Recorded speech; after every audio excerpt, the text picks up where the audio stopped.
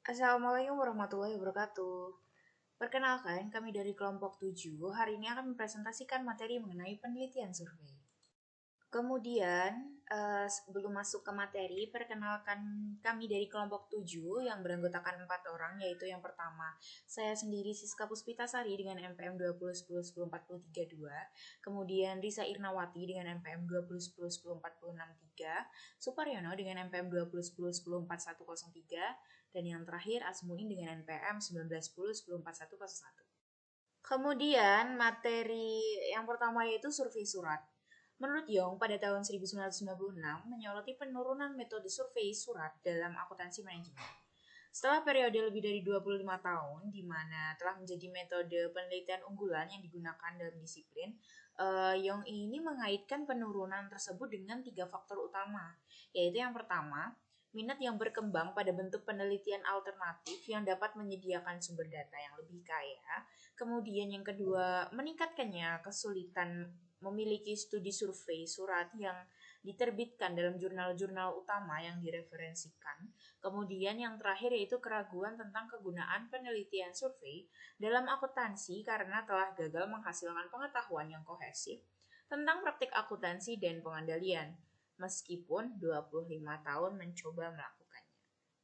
Selanjutnya, analisis Young tentang studi survei surat yang diterbitkan dalam jurnal-jurnal besar seperti Accounting Review, Accounting Organization and Society, Journal of Management Accounting Research and Behavioral Research in Accounting selama periode tahun 1985 sampai 1994 mengidentifikasi sejumlah kesulitan umum, antara lain populasi sasaran rendah, rata-rata hanya 207. Yang kedua, jumlah responden yang rendah, rata-rata hanya 146. Yang ketiga, beberapa penelitian yang menggunakan prosedur tidak lanjut untuk meningkatkan ukuran sampel. Yang keempat, tidak adanya analisis bias non-respon. Yang kelima, tidak adanya studi yang menggunakan ukuran subjektif dan objektif dari pertunjukan. Yang keenam, tidak adanya penggunaan prosedur sampling. Dan yang terakhir, kegagalan untuk mengumpulkan data faktual dan psikologis dalam studi yang sama, sehingga tidak mungkin untuk menghubungkan praktik dengan variabel perilaku. Menurut Young, pada tahun 1996 berpendapat tentang identifikasi 7 peluang peningkatan. Yang pertama, program penelitian untuk membangun kerangka kerja penelitian. Yang kedua, metode pengambilan sampel yang mengarah ke pengujian teori yang lebih kuat. Yang ketiga, penggunaan metode tipe Dillman untuk mencapai ukuran sampel yang lebih besar.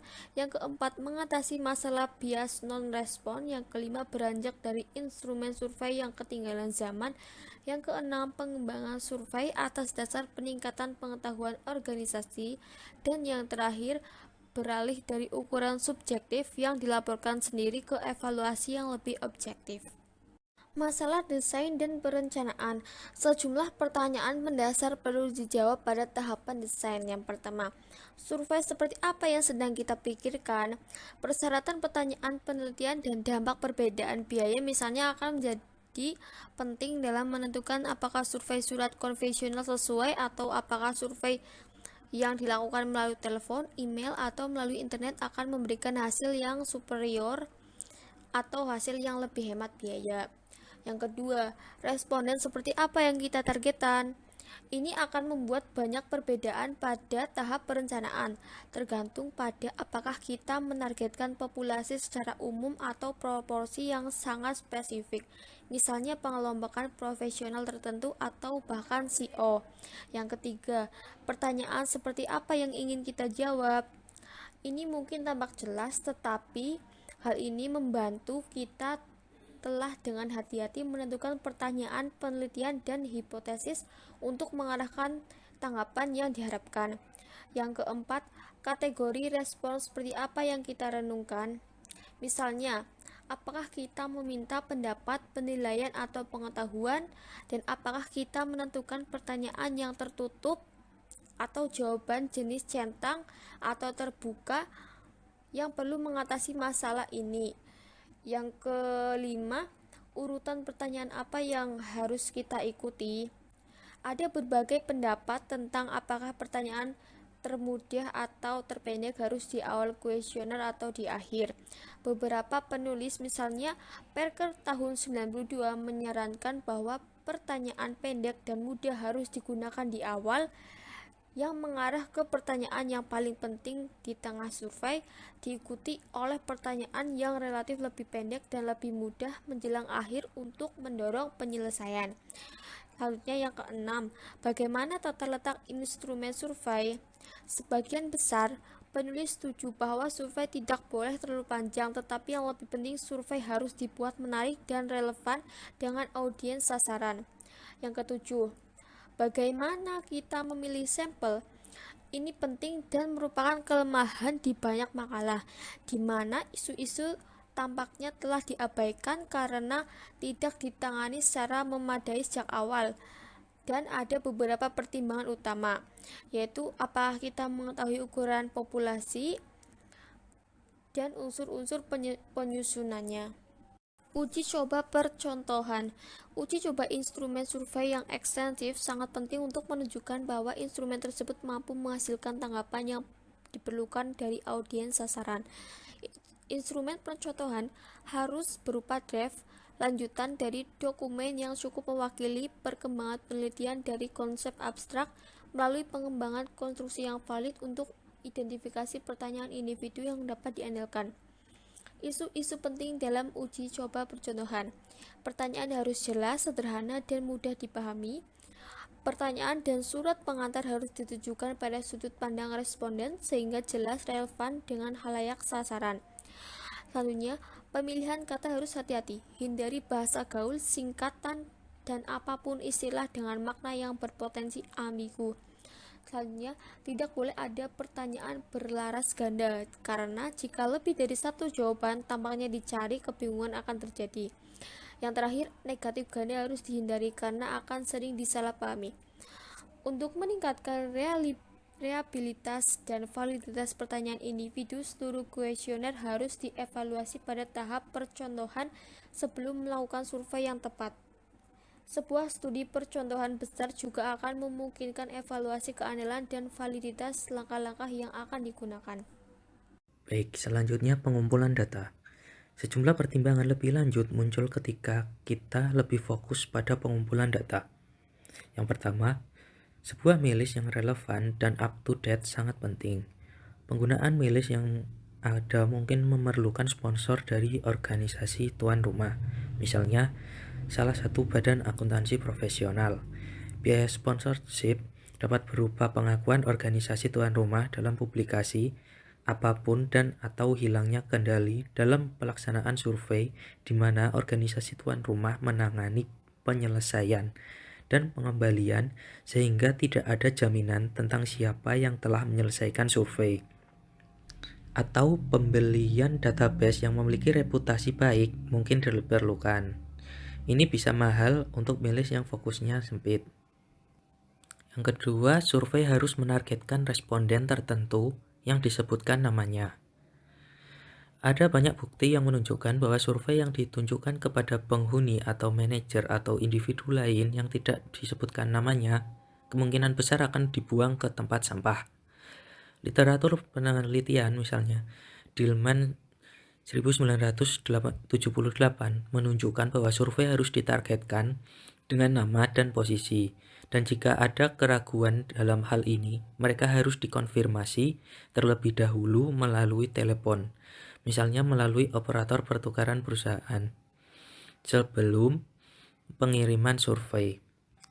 Yang ketiga, bagaimana kita merekam jawaban. Ini harus ditetapkan sejak dini untuk memanfaatkan media secara maksimal. Jika kita berurusan dengan survei surat, maka metode manual akan mendominasi. Namun, jika kami memiliki tanggapan verbal, yaitu wawancara atau telepon atau tertulis, jawaban naratif dalam survei manual atau tanggapan email atau internet, maka ada peluang untuk melakukan analisis kualitatif terperinci dari narasi melalui analisis isi teks. Meskipun ini mungkin harus ditranskrip dari rekaman kaset. Yang keempat, umpan balik kepada responden. Penawaran hasil agregat kepada responden dapat memberikan insentif yang mendorong penyelesaian survei. Ini seringkali lebih berhasil daripada tawaran hadiah atau imbalan nominal untuk pengembalian survei. Bagaimanapun, surat terima kasih kepada responden adalah sopan santun yang baik dan dapat meningkatkan keinginan untuk lebih lanjut keterlibatan. Pengumpulan data Dillman 1978 Total Design Method atau TDM memberikan perhatian khusus pada alasan non-response. 1.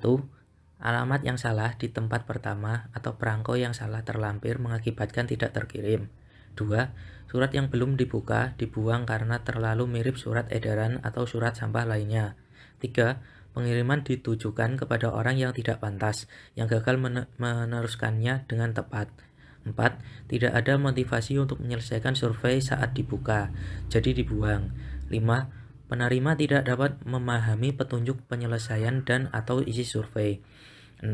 Instrumen survei sementara ditinggalkan karena tekanan waktu. 7. Alamat pengembalian salah tempat, sehingga meskipun sudah diisi, instrumen survei tidak dikembalikan. Kesalahan pengukuran. 3 jenis kesalahan pengukuran menurut Andrew 1984. Yang pertama bias, 2 kesalahan acak, 3 kesalahan yang berkorelasi atau sistematis. Dia menyarankan bahwa desain pernyataan yang lebih baik akan membantu mengatasi efek paling serius dari kesalahan ini, termasuk 1. Penggunaan kategori skala jawaban sebanyak mungkin, konsisten dengan hemat dan panjang survei. 2. Opsi tidak tahu jika sesuai. 3. Menjaga jumlah item yang dikelompokkan bersama, disebut panjang baterai kecil.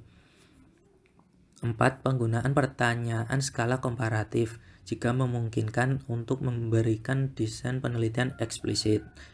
5. Penggunaan skala penilaian linear, dengan hanya kategori ekstrim yang diberi label. 6. Perhatikan panjang pengantar dan pernyataan baterai. Disarankan antara 16 dan 24 kata yang pertama, dan lebih dari 16 kata. 7. Memposisikan pertanyaan yang mudah dan kurang penting di awal dan akhir kuesioner. Ukuran keandalan. Beberapa metode yang umum digunakan untuk mengukur keandalan. 1. Uji ulang koefisien keandalan. 2. Koefisien keandalan split half. 3. Koefisien alpha Cronbach. Adapun rumusnya seperti berikut, di mana R- akan dihitung dari rata-rata koefisien korelasi.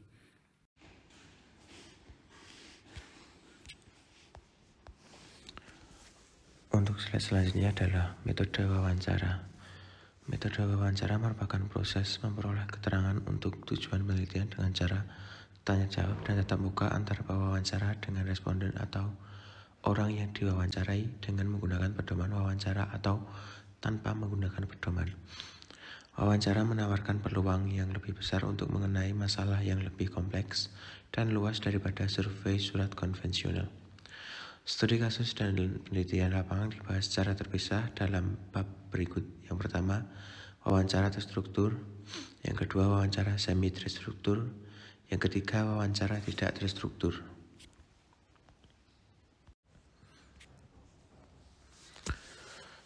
Beberapa bidang yang menjadi perhatian mungkin muncul, yang dapat menyebabkan hasil dari proses wawancara dipertanyakan. Pertanyaan dengan kata-kata yang buruk dapat menyebabkan kebingungan atau kesalahpahaman di antara orang yang diwawancarai. Masalah memori di antara orang yang diwawancarai dapat membuat tanggapan instan tidak bertanggung jawab. Ini mungkin terkait dengan pertanyaan yang terlalu menuntut untuk mode investigasi. Pertanyaan mungkin diajukan dengan cara yang tidak konsisten atau pewawancara tertentu mungkin berperilaku berbeda dari waktu ke waktu dan di antara responden. Masalah mungkin timbul dalam pencatatan dan pemrosesan tanggapan. Bias tanggapan dapat muncul seperti halnya dengan survei surat, tetapi penolakan diperparah oleh ketidakhadiran.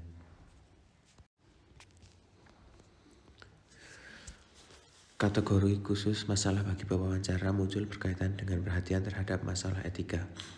Beberapa kode etik bahkan akan bersikeras bahwa orang yang diwawancarai menandatangani pada penyelesaian wawancara untuk menverifikasi isi tanggapan. Poin-poin khusus yang harus ditangani meliputi 1.